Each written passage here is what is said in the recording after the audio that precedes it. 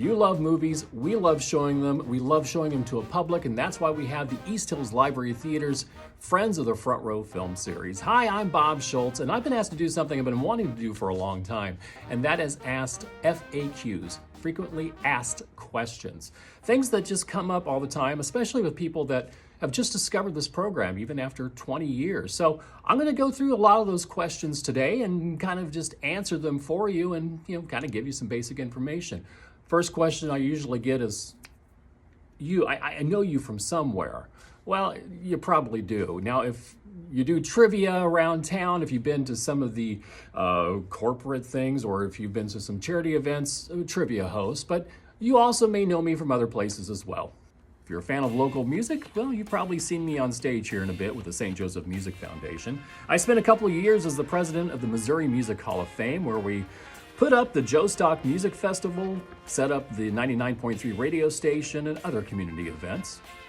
Before that, I was the production director for KQ2, producing and voicing hundreds of local ads and promos, and even got a chance to do an occasional game show. But my real passion is movies. Talking about movies, talking to other people about movies, making movies. I've also directed and written a number of short films that no one wants to see. For 13 years, I was an award-winning film critic on KQ2, garnering national credentials as a voting member of the Critics' Choice Awards. Start your weekend off right with Bob Shultz in the Front Row. He'll review what's new in St. Joseph theaters and in home video. That's the Front Row, Friday nights on your hometown news at 10. Then I moved on to News Press Now, where I partnered up with the brilliant Andrew Gogg for an 8-year stint as a TV film analyst. But all the while through all that, I'd be here every Tuesday night right here at the East Hills Library Theater, bringing you a different selections of films every week. One week could be a blockbuster, maybe a small independent film. It's kind of the nature of the program. Oh, sidebar, before we get too deep into this, yes, if you've seen the video and you haven't seen me for a while, I have lost a lot of weight. For those keeping numbers, it's about 200 pounds. How did I do it? Which is another popular question. Really just diet, exercise, lifestyle change, time, kind of like how you make a diamond, I guess. Anyway, that being said, that's all that. But anyway, back to movies. All right, first of all, how much does it cost? It doesn't cost you a thing. It's always free. Every Tuesday night, we'll even give you a free popcorn, as much as you can enjoy while supplies last. That's all provided to you, just to come in, enjoy a movie, maybe just enjoy the popcorn. In fact, many people will come in and say, I didn't really like the movie, but I came for the free popcorn. Fair enough. So, can you show anything at these movies? We can show most things, and here's how it breaks down. We have a contract that we sign with a leasing agent. We actually have a license to show these movies. Now, in order to show the movies that we choose to show, they need to be in the contract and by the license. And most of the studios do participate in that. And that's where the tough job of selecting the movies comes along. And this is where I bring in our other person. His name is Mark. Mark Z, you know Mark. He's part of the library. He is the behind the scenes of all this. We work together to kind of find different films and work out to finally not only do we have the rights to it, or can we actually get the print, because things move so fast. So to answer the short end of the question, yeah, we can show about anything if it's followed by the studios and it fits within our license. Who makes the schedule? It's me primarily, but we take a lot of input from, I say we, that's probably I bounce things off Mark, with the crowd and kind of looking at what's popular in the cinema, what kind of trends are following there. What will people be interested in 3 or 4 months from now when we make that schedule out? It's kind of tricky sometimes because there are films that certainly have a mass appeal that will certainly make its way to the film. The big blockbusters, of course. But if there's a film that didn't quite make this region, a film that's been very popular, a film that has some sort of influence, that has some sort of cultural reference, we'll try to bring that in as well, too. Do you do foreign films? We have done foreign films in the past, but with our scheduling, with our contract, a lot of the many popular foreign films are not covered by that contract. They're by people that are outside of that domain. So occasionally we'll have something that is significantly popular in America that has crossed that boundary of language that we'll be able to show. It's been a while, I admit, and I'd like to go back to show more foreign films. We've had requests for that. On the other hand, we've had people that say, I don't want to come to the library and read, which is kind of ironic. Do the studios get upset that you show movies for free? No, they're paid. They're paid through the licensing fee. And who pays that licensing fee? Friends of the Library contributes to that one as well. We also have other costs that are covered by them. It's a fantastic organization. This program would not be available without Friends of the Library. You'll never pay, but the people that made the films are paid.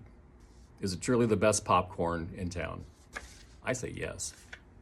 I mean, I've said this before, people will come for the popcorn and they'll stay for the movie. Go figure. Here's some other random questions that come in. Do you personally have a favorite film? I don't really have a favorite film. I think like everyone else, there's a film in their history of moviegoing that kind of tricked their desire to watch more films and be really passionate about it. For me, that's Raiders of the Lost Ark. I saw it as a 10-year-old.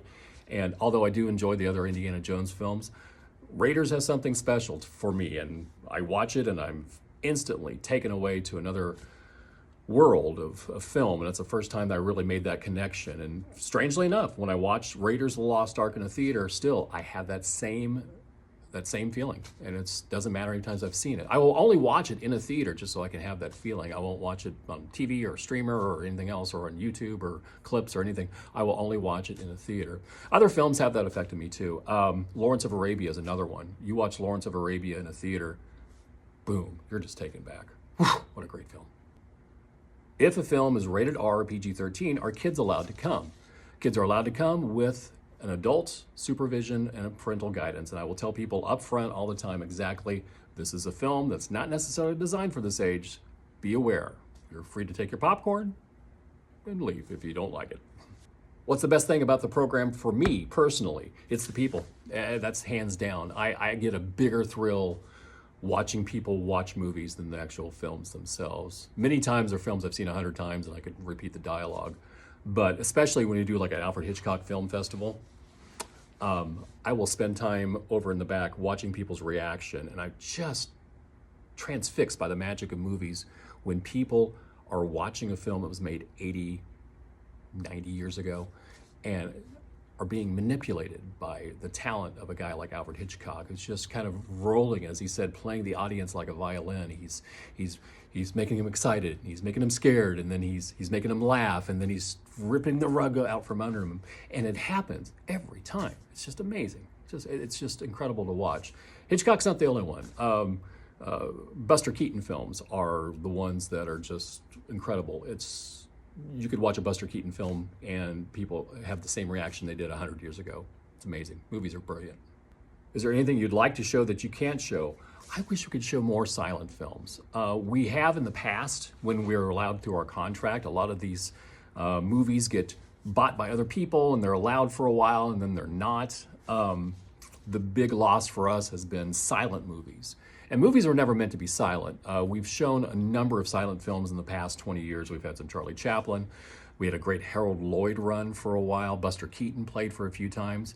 As of right now, as I'm filming this, none of those rights are available to us to show some of those films. And that hurts, because these films are just demand to be seen in great times. Well, it comes around. Everything is so reciprocal in this business that the rights will change or we'll get that chance again. But I'm waiting for the time that we can show Buster Keaton's The General again. Oh, such a great film. Harold Lloyd's Safety Last, the one where he's hanging off the clock. Oh, so good. Those things we just don't have the rights for now, but we probably will. Charlie Chaplin's another one. There's a lot of his films that are simply not available to us just because of the contract, and that's the unfortunate thing about this. But again, these things change, they'll come back again. Has streaming affected the program? It has, in positive and negative ways. Now, because movies come out so quickly now into theaters and they're so quickly onto streamers, it has actually made it a little easier for us to show films that are very popular much more quickly. When we first started this program, it could be 9 to 10 months before we could actually have the rights to show something. But now it's the day the movie is released, even before that, we go through our licensing and they'll show us when the movie's coming out in theaters and when we can show it. Now, here's the problem. Although we have the rights to show it, because they don't produce much things like DVDs and stuff anymore, we've got to figure out a way how to show it. And we can't just like go to Netflix and show it or something like that. We can't show Netflix anyway. But that's where Mark and I have to put our scratching heads together and figure out, all right, well, we can show this movie, but how can we show it? And so we figure it out with the help of a lot of good people, including one of our constant patrons, Albert, who has an amazing film collection and has access to stuff that just blows our mind. So we're able to get most things out very quickly. So streaming has helped us for the most part, but it's a tough pill sometimes. So we're working through it to constantly bring you some great stuff. Oh, this is a question I've been waiting to answer for a long time.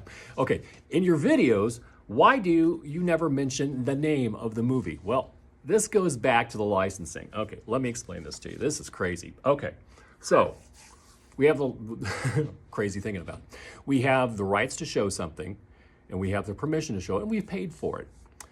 The one thing we don't have is the advertising rights to go out beyond the library to do it.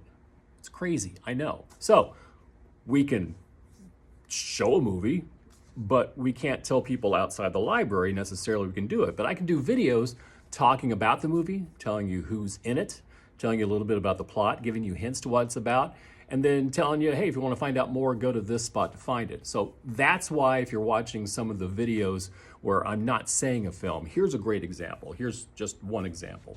Let's say we're showing Casablanca, the great film, right? So I can't just go in here and say, hey, this Tuesday night, we're showing the classic film Casablanca. Come on and see it. Can't say that. What I can say is something like, this week at the East Hills Library Theater, we're bringing you that Best Picture winner, the one that asked you played it, Sam. You played it for her, you can play it for me.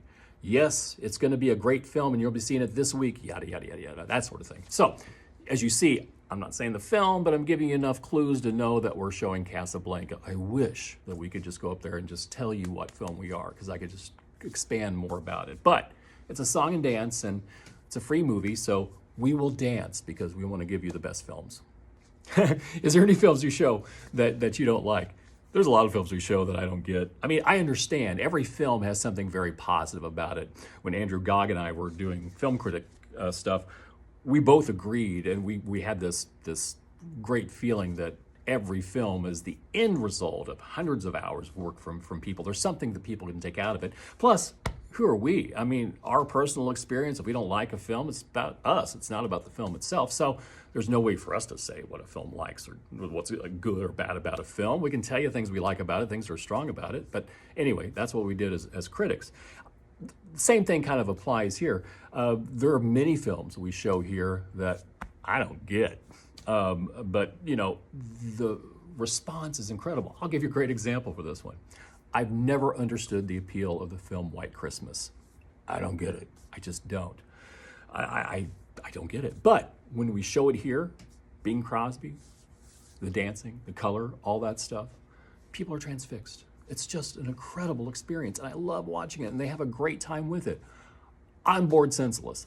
I don't get the appeal, but that's just me. But you know what? It's not about me and my movies. It's about the whole film experience. So yeah, there are plenty of films we show that I'm going, I don't get it, but they love it. And that's just the nature of the beauty of movies. It's the one film art that is for everybody, but not for every individual person. So yeah, that'll continue to happen. Goes back to another question on this one. What's the best thing about this? It's the people. It's the people. I mentioned the name Albert before. Albert is one of our regular people that come here. He helps us quite a bit. When we show a film like Polar Express at the end of the year, he voluntarily brings in hot chocolate and his mom makes cookies, and it's beautiful. It's just a great thing. He also helps us with the hard to find titles. He's not the only one. We have a great selection of people that will come every week, no matter what the movie is, just to enjoy the process of movies. And the best response I get from these people, from the people that come here, are the films that people say, I don't know if I necessarily would have liked it, but you're showing it, so I'm not losing any money. If I don't like it, I'll walk out. But they'll come back afterwards of a certain film and go, you know, that wasn't my kind of movie. It's not the thing I would pay money to see. But man, that was good. I really see why. I really like that. I never would have seen it if it wasn't for this program. Boom! Oh, makes my heart feel good. Is there one audience member that stands out in your mind? Yeah, there was this girl that came about 15 years ago. Quiet, didn't say much. She just kind of sat there, kind of stone-faced, enjoyed the stuff. Asked online if she had any suggestions on things to come forward to me. Anyway, she messaged me about it. We said we'd talk a little bit more about it. And we ended up kind of walking and talking about it. Yada, yada, yada. We've been married now for going on 14 years. We have a 10-year-old kid. His first movie we saw was in this film. We took him to see Poltergeist when he was 3 weeks old. Don't worry, he didn't understand what was going on. But anyway, yeah. My wife is kind of my favorite person that came here. So, you know, there's that. All right, that being said, I think that kind of answered all the initial FAQs. But I enjoyed this. If there's anything that you would like to ask, post it. I'd like to hear it too and to kind of hear your stuff. But more importantly, come by. We're here every Tuesday night, 6:30 p.m. If you want the listing of the film, direct listings, come to the libraries. You can find out. Go to the Stamp newsletter. It has it in there too. The website is always listing the events as it's on there too. And my videos will kind of, as I said, give you a clue to what's going on with the links available as well there too. So anyway, I hope you enjoyed my stumbles this time. This theater will be open soon for more great film lovers like yourself. We want you to join us. Come join us Tuesday nights right here at the East Hills Library Theater. It's the Friends of the Front Row Film Series. I'm Bob Shultz. It's been a pleasure talking to you. We'll see you soon. Free popcorn.